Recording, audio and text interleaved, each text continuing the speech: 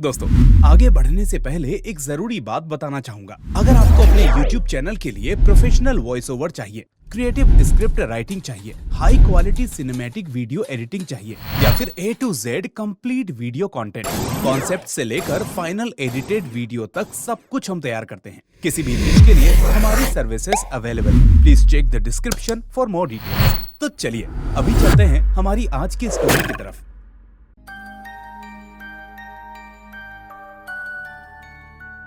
ये कहानी है एक के बाद एक हुए ऐसे कत्लों की जिन्होंने पुलिस से लेकर सभी लोगों का दिमाग घुमा दिया। 1960 में बनी इस मूवी की IMDb रेटिंग है 8.5, जिसे करीब 8 लाख लोगों ने रेट किया है। इस मूवी की असली जान है इसकी कहानी, जो सस्पेंस और थ्रिल से भरी हुई है।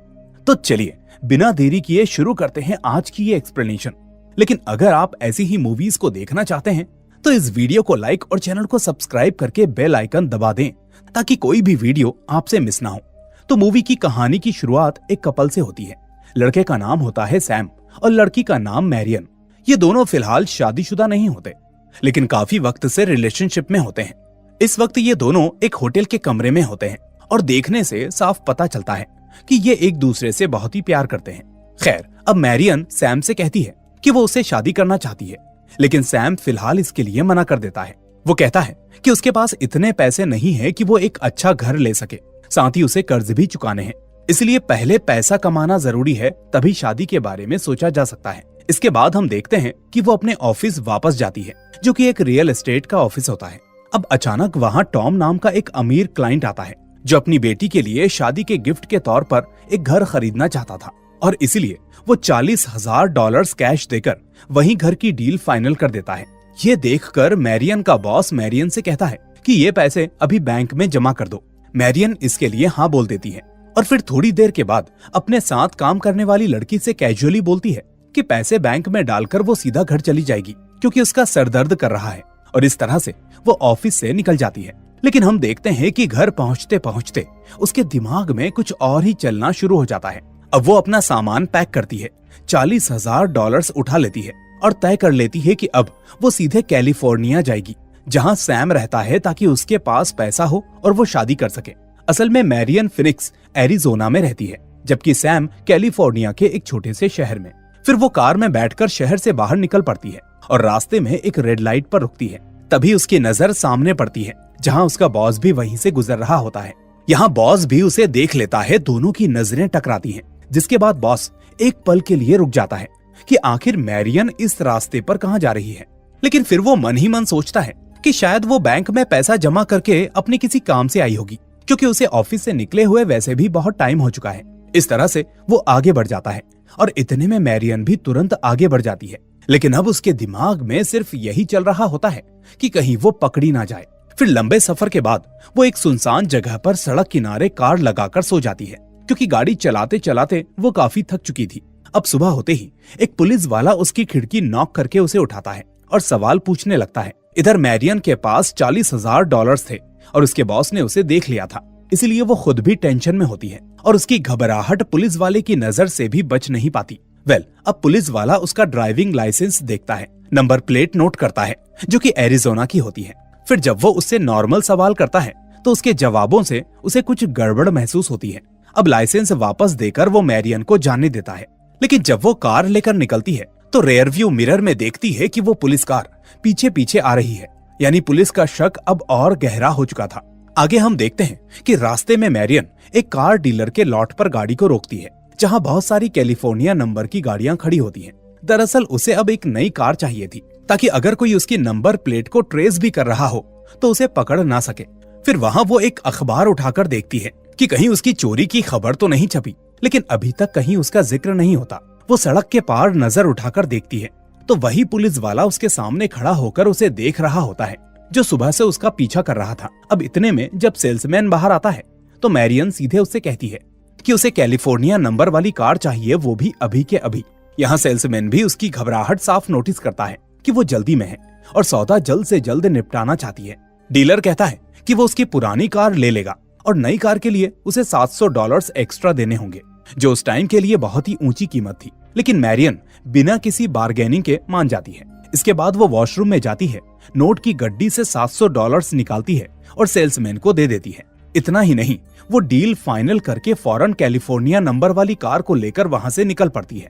अब उसे लगता है कि कम से कम नंबर प्लेट के बेस पर उसे ट्रेस करना आसान नहीं होगा, लेकिन पुलिस वाला पूरा का पूरा सीन देख चुका था और डीलर से बात करके उसे भी शक होने लगा था कि कुछ न कुछ तो गड़बड़ जरूर है।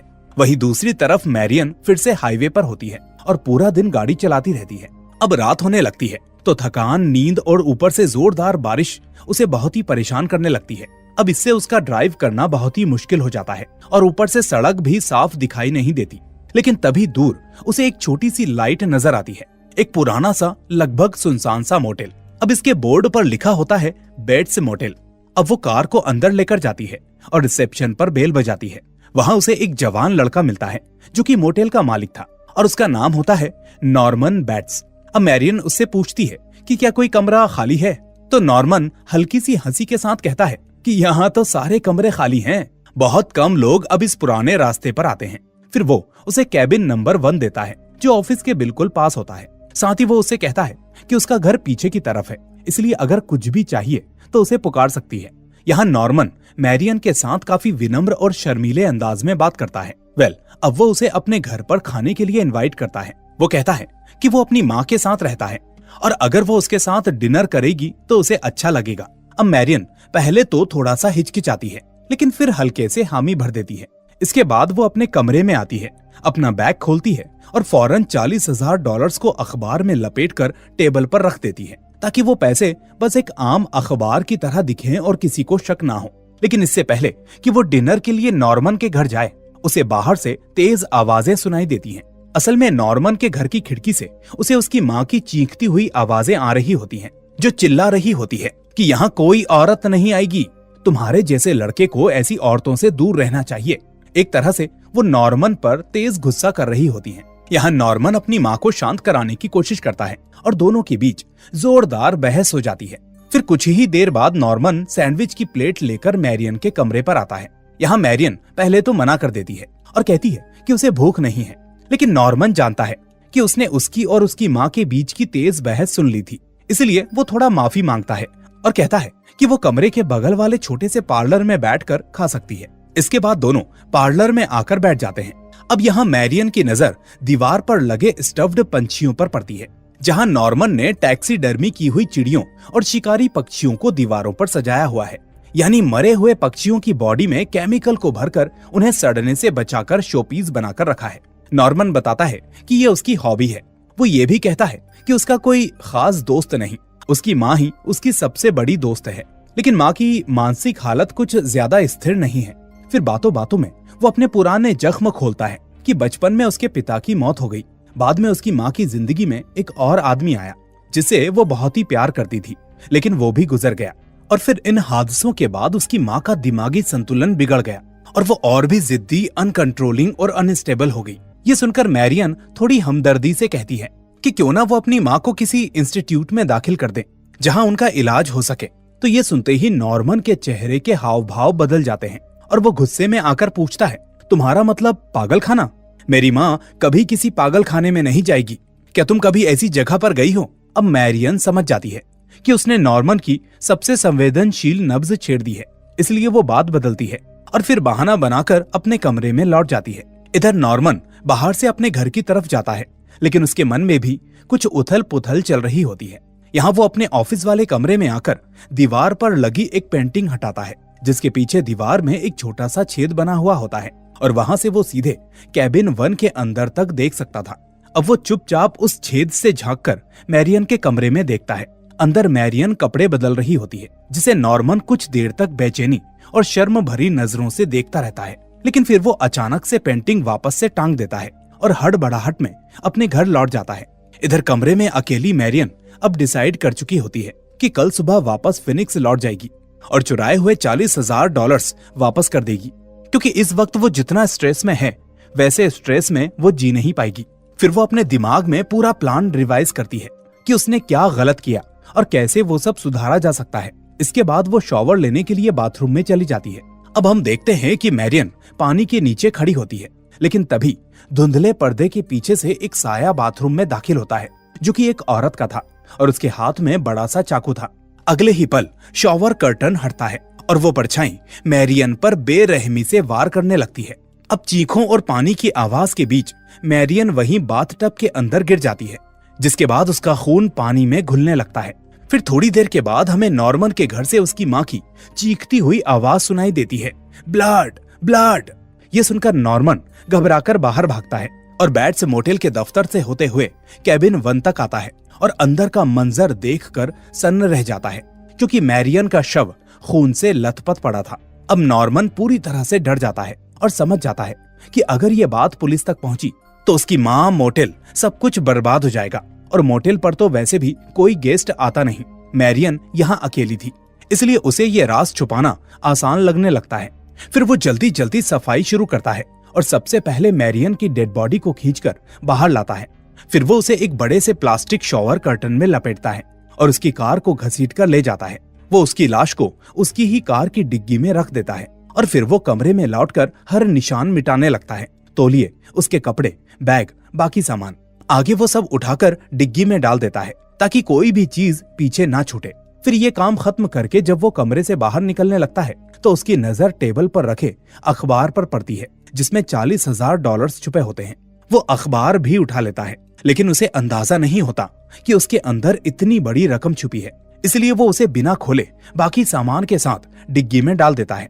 इसके बाद वो कार स्टार्ट करता है और बैट्स मोटेल से थोड़ा दूर पीछे की तरफ एक दलदल जैसे कीचड़ से भरे गड्ढे तक कार लेकर जाता है। अब काफी हिचकिचाहट के बाद वो कार को धीरे धीरे आगे धकेलता है और फिर कार दलदल में फंसकर अंदर धंसने लगती है। अब कुछ पल के लिए वो रुकती है तो नॉर्मन के चेहरे पर टेंशन दिखती है, लेकिन फिर वो पूरा वाहन, मैरियन, उसका सामान, अखबार में छुपे हुए 40,000 सब कुछ मिट्टी और पानी के नीचे दब चुके होते हैं। अब इस घटना को 1 हफ्ते बीत जाते हैं। 1 हफ्ते बाद मैरियन की बहन लायला उसे ढूंढते ढूंढते सैम तक पहुंचती है। वो सैम को बताती है कि मैरियन फिनिक्स से निकली थी और उसके बाद से वो गायब हो गई है। सैम को भी कोई खबर नहीं होती और तभी एक प्राइवेट डिटेक्टिव आता है जो $40,000 की चोरी के केस पर काम कर रहा होता है। डिटेक्टिव ओवरगास्ट अब लायला और सैम दोनों से बात करता है कि मैरियन अपने ऑफिस से $40,000 चुराकर गायब हो गई है, इसलिए अगर वो पैसे वापस कर दे तो शायद केस हल्का हो जाए, लेकिन पहले उसे ढूंढना जरूरी है। असल में उसे भी शक होता है कि मैरियन सैम के पास ही आई होगी, लेकिन सैम साफ कहता है कि उसे कुछ नहीं पता। इसके बाद डिटेक्टिव डिसाइड करता है कि वो आसपास के सभी मोटेल्स, लॉज और होटलों में जाकर उसके बारे में पूछताछ करेगा और इस तरह से वो एक एक जगह चेक करता हुआ आखिरकार बेट्स मोटेल पहुंच जाता है जहां मैरियन आखिरी बार रुकी थी। फिर वो नॉर्मन से नॉर्मल तरीके से बातचीत शुरू करता है और उसे मैरियन की फोटो दिखाकर पूछता है कि क्या ये लड़की कभी यहाँ ठहरी थी। अब नॉर्मन फोटो पर ठीक से नजर डाले बिना ही जल्दी से मना कर देता है कि नहीं नहीं, मैंने इसे कभी नहीं देखा। और ये बेवजह की जल्दी, उसकी बॉडी लैंग्वेज डिटेक्टिव को थोड़ा अजीब लगती है। फिर वो कैजुअली बात बढ़ाता है तो नॉर्मन कहता है कि 2 हफ्तों से यहाँ कोई नहीं रुका, लेकिन जब डिटेक्टिव उसका गेस्ट रजिस्टर देखने को कहता है तो उसे एक नाम दिखता है, मैरी सैमुअल्स, जो कि 1 हफ्ते पहले ही यहाँ रुकी थी। अब ये पढ़कर डिटेक्टिव तुरंत समझ जाता है कि ये झूठा नाम है, क्योंकि मैरियन की जगह मैरी नाम लिखा गया होगा और सैमुअल्स का मतलब सीधे सीधे उसके बॉयफ्रेंड सैम के नाम से जोड़ तोड़ कर लिखा गया होगा। मैरियन ने ही किया होगा। इसके बाद वो नॉर्मन को इस बात पर पकड़ता है कि तुम तो कह रहे थे कि 2 हफ्ते से यहाँ कोई नहीं रुका। तो इसके बाद नॉर्मन के हाव भाव फिर से बदल जाते हैं और वो घबराने लगता है। इसलिए अब डिटेक्टिव दोबारा फोटो दिखाकर जोर देता है तो नॉर्मन मानता है कि हाँ, ये वही लड़की है जो 1 हफ्ते पहले बहुत बारिश वाली रात को यहाँ पर आई थी, लेकिन वो कहता है कि वो रात रुकी और सुबह जल्दी निकल गई, बस।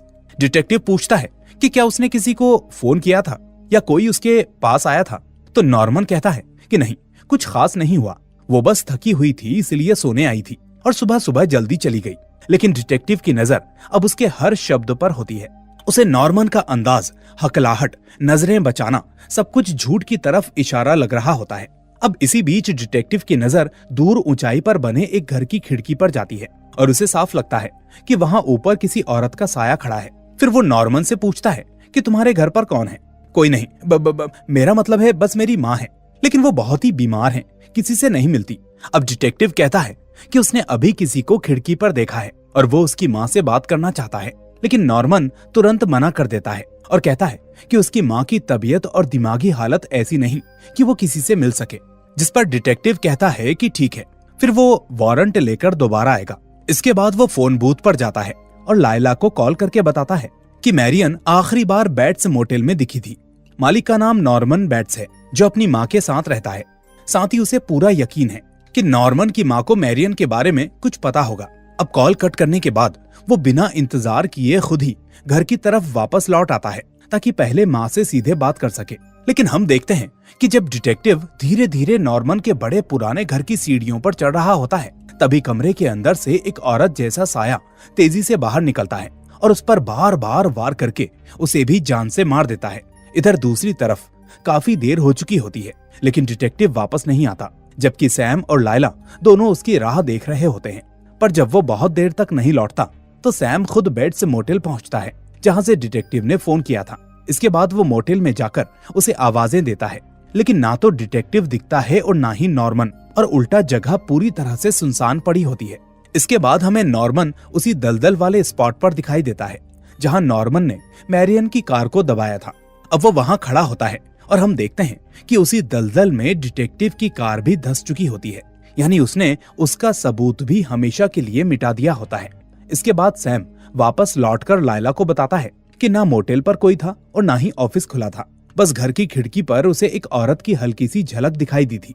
वो ये भी बताता है कि उसने काफी देर तक दरवाजा खटखटाया भी था, पर किसी ने जवाब नहीं दिया और दरवाजा भी नहीं खोला। इससे दोनों को पूरा यकीन हो जाता है कि बैट्स मोटेल में कुछ न कुछ बहुत बड़ी गड़बड़ है। इसलिए अब वो दोनों शहर के डेप्यूटी शेरिफ के पास जाते हैं और उसे बताते हैं कि जिस बैट्स मोटेल में मैरियन आखिरी बार रुकी थी, उसके मालिक नॉर्मन बैट्स पर उन्हें शक है, और साथ ही वहाँ उन्हें किसी औरत का साया भी दिखा है, जो शायद उसकी पत्नी या माँ का होगा। हालांकि शेरिफ नॉर्मन को पहले से जानता था, इसलिए वो कहता है कि नॉर्मन ने कभी शादी नहीं की और उसकी माँ तो 10 साल पहले मर चुकी है। शेरिफ समझाता है कि नॉर्मन के पिता की मौत के बाद उसकी माँ की मानसिक हालत बिगड़ गई थी। फिर बाद में उसकी माँ के जीवन में एक नया आदमी आया जिसके साथ वो रहने लगी, लेकिन फिर दोनों एक साथ जहर खाने से मर गए और लोगों ने यही समझा कि माँ ने बॉयफ्रेंड को जहर दिया और खुद भी खा लिया, इसलिए नॉर्मन पर शक करना बेकार है। पर जब ये दोनों उस डिटेक्टिव के बारे में बताते हैं कि उसने भी वहीं से कॉल किया था, लेकिन अब वो भी गायब है, तो इसके बाद शेरिफ नॉर्मन के घर फोन करता है और उससे इस बारे में पूछता है। अब नॉर्मन उससे कहता है कि हाँ, डिटेक्टिव आया था, उसने कुछ सवाल पूछे थे जिसके उसने जवाब दे दिए और फिर वो वहां से चला गया। इसके बाद उसे कुछ नहीं पता। ये सुनकर शेरिफ को लगता है कि शायद यहाँ पर गलत फहमी हुई है और वहाँ कोई जिंदा माँ नहीं है, ये सब सैम का कोई वहम होगा। दूसरी तरफ हम नॉर्मन के घर के अंदर की झलक देखते हैं, जहाँ एक कमरे से उसकी माँ की तेज आवाजें आ रही होती हैं और दोनों के बीच बहस हो रही होती है। यहाँ नॉर्मन उसे मनाने की कोशिश कर रहा होता है कि कुछ दिन तक छुपकर रहना होगा, वरना पुलिस उसे उठा ले जाएगी। अब यहाँ से उसे लगने लगता है कि सारे मर्डर शायद उसकी माँ ने ही किए हैं और नॉर्मन उसे बचाने की कोशिश कर रहा है। फिर सीन दिखाता है कि वो अपनी माँ को गोद में उठाकर सीढ़ियों के ऊपर ले जा रहा होता है, जैसे उसका ध्यान रख रहा हो। उधर सैम और लायला खुद सच जानने का फैसला करते हैं, इसलिए वो खुद ही बैट्स मोटेल पहुंच जाते हैं। यहाँ सैम नॉर्मन को बातों में उलझाने के लिए ऑफिस में ही उससे बहस शुरू कर देता है और पैसे, मैरियन, डिटेक्टिव सबके बारे में सवाल पूछता है। इधर लायला चुपके से पीछे से निकलकर नॉर्मन के घर के अंदर घुस जाती है और पूरे घर की तलाशी लेने लगती है, लेकिन कमरों में उसे नॉर्मन की माँ कहीं भी दिखाई नहीं देती। बस खाली बेडरूम, पुराना फर्नीचर और एक तरह से समय में अटका हुआ घर दिखाई देता है, जहाँ समय के साथ कोई बदलाव नहीं किया गया था। इधर नीचे ऑफिस में सैम नॉर्मन को टोकता है कि $40,000 उसी के पास हैं और वो झूठ बोल रहा है, लेकिन ये सुनकर नॉर्मन बेइंतहा बौखला जाता है और तभी उसे एहसास होता है कि उसके साथ जो औरत आई थी यानी लायला, वो अब गायब है और शायद उसके घर में घुस गई है। वो जल्दी से एक भारी चीज उठाकर सैम के सिर पर मारता है, जिससे वो बेहोश हो जाता है। इसके बाद नॉर्मन फौरन अपने घर की तरफ भागता है, क्योंकि उसे शक था कि लायला उसके घर में घुस चुकी है। लेकिन इतने में लायला ऊपर से उसे घर में आते हुए देख लेती है और तुरंत खुद को एक तरफ छुपा लेती है। फिर वो पीछे पीछे नीचे के हिस्सों से होती हुई बेसमेंट जैसी जगह तक पहुंच जाती है, जहां उसे एक कमरे में एक औरत की पीठ दिखाई देती है जो कि कुर्सी पर बैठी होती है। अब वो सोचती है कि यही नॉर्मन की माँ होगी, इसलिए वो धीरे से उसके पास जाती है और उसके कंधे पर हाथ रखकर उसे अपनी तरफ घुमाती है। लेकिन जैसे ही वो कुर्सी घूमती है, उसे अपने सामने एक सड़ी गली सूखी मम्मी जैसी लाश दिखाई देती है, यानी असली माँ का सिर्फ कंकाल, जिसे नॉर्मन ने सालों से टैक्सीडर्मी और केमिकल से बचाकर रखा हुआ है, बिल्कुल अपने स्टफ्ड पक्षियों की तरह। ये देखकर लायला चीख उठती है और उसी पल कमरे के दरवाजे से नॉर्मन सामने आ जाता है। लेकिन अब वो नॉर्मन नहीं दिखता, बल्कि उसने औरतों वाला ड्रेस पहना हुआ होता है। उसके सिर पर विग होती है, हाथ में चाकू होता है और वो चीखता है, आई एम नॉर्मा बेट्स, यानी खुद को वो अपनी माँ के रूप में पेश करता है। इसके बाद वो चाकू लेकर लायला की तरफ झपटता है, लेकिन तभी सैम समय पर आ जाता है और वो पीछे से नॉर्मन को पकड़ लेता है। फिर वो उससे चाकू छुड़वा देता है और उसे गिराकर काबू में कर लेता है। इसके बाद हम पुलिस स्टेशन देखते हैं, जहाँ एक साइकाइट्रिस्ट लोगों को समझा रहा होता है कि नॉर्मन बेट्स के साथ असल में हुआ क्या। लायला उससे पूछती है कि क्या नॉर्मन ने मेरी बहन को मारा, तो साइकाइट्रिस्ट कहता है कि हाँ भी और नहीं भी। वो समझाता है कि बचपन में पिता की मौत के बाद नॉर्मन की दुनिया उसकी माँ ही बन गई थी। इसके बाद जब माँ की जिंदगी में दूसरा आदमी आया तो नॉर्मन को लगा कि उसकी जगह छिन गई है, इसलिए इसी ईर्ष्या में उसने अपनी माँ और उसके बॉयफ्रेंड दोनों को जहर दे दिया और लोगों ने मान लिया कि ये दोहरी खुदकुशी थी, या माँ ने पहले उसे मारा फिर खुद मर गई।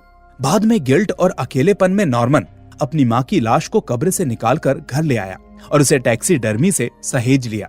पर एक शव बोल नहीं सकता था, इसलिए उसने उसके लिए बोलना शुरू कर दिया। पहले मजाक, फिर आदत और फिर धीरे धीरे उसने अपनी आधी जिंदगी माँ की आवाज, माँ की सोच में जीनी शुरू कर दी और यही उसकी स्प्लिट पर्सनैलिटी बन गई। साइकाइट्रिस्ट आगे बताता है कि नॉर्मन के अंदर कम से कम 3 लेवल हैं। एक जहां वो सिर्फ नॉर्मन है, दूसरा जहां वो पूरी तरह से माँ बन जाता है, उसकी पर्सनैलिटी, आवाज, सोच सब कुछ, और तीसरा जहां वो खुद और माँ दोनों की तरह आपस में बात करता है, कभी अपनी आवाज में तो कभी माँ की आवाज में। अब जैसे वो अपनी माँ के बॉयफ्रेंड से जलता था, वैसे ही उसकी माँ वाली पर्सनैलिटी हर उस औरत से जलने लगी जिसे नॉर्मन अच्छा समझता था। इसलिए जब नॉर्मन वाली साइड मैरियन को पसंद करती है और उसे झांक कर देखती है, तो बाद में माँ वाली पर्सनैलिटी जाग जाती है और वही बनकर वो बाथरूम में जाता है और मैरियन को मार देता है। फिर वापस नॉर्मन मोड में आकर खुद को यकीन दिलाता है कि ये सब माँ ने किया, उसने नहीं। अब इस तरह डिटेक्टिव बताता है कि आगे जो भी मर्डर हुए वो सब उसी माँ की पर्सनैलिटी ने किए, बल्कि नॉर्मन को तो कभी पूरी तरह से होश ही नहीं रहता कि असल में ये काम किसने किया था। हालांकि कानून की नजर में शरीर एक ही है, लेकिन इस हादसे के बाद दिमाग के अंदर अब माँ ने पूरी तरह से कब्जा कर लिया है। साइकाइट्रिस्ट साफ कहता है कि अब आप असली नॉर्मन से कभी नहीं मिल पाएंगे, क्योंकि उसके दिमाग पर उसकी माँ की पर्सनैलिटी पूरी तरह से हावी हो चुकी है, यानी अब वो प्रैक्टिकली सिर्फ नॉर्मा बेट्स बन चुका है। फिर मूवी के अंत में हमें सेल में बैठे नॉर्मन को दिखाया जाता है। उसका चेहरा शांत होता है, आंखों में कोई पछतावा नहीं होता, और तभी उसके दिमाग में हम उसकी माँ वाली आवाज सुनते हैं जो खुद को निर्दोष ठहराती है कि मैंने कुछ नहीं किया और ये सब नॉर्मन ने किया है। यानी अब वो पूरी तरह से मान चुकी है कि असली गुनहगार बेटा था, जो अब अंदर से मिट चुका है। फिर आखिरी सीन में हम देखते हैं कि पुलिस दलदल से मैरियन की कार निकालती है, जहां कार के साथ साथ अखबार में छुपे हुए $40,000 भी बाहर आ जाते हैं और कम से कम पैसों की गुत्थी तो आखिरकार सुलझ जाएगी। और इसी दमदार एंडिंग के साथ ये मूवी यहीं पर एंड हो जाती है। दोस्तों, ये मूवी अपने टाइम की एक ब्लॉकबस्टर मूवी थी, जिसने अपनी कास्ट से 50 गुना ज्यादा कमाई की थी। अगर आप ऐसी ही और जबरदस्त सस्पेंस थ्रिलर मूवीज देखना चाहते हैं तो अभी इस वीडियो को लाइक करके चैनल को सब्सक्राइब करके बेल आइकन दबा दीजिए, ताकि कोई भी वीडियो आपसे मिस ना हो। अब मैं आपसे मिलूंगा अगली ऐसी ही वीडियो में। Till then take care and thanks for watching.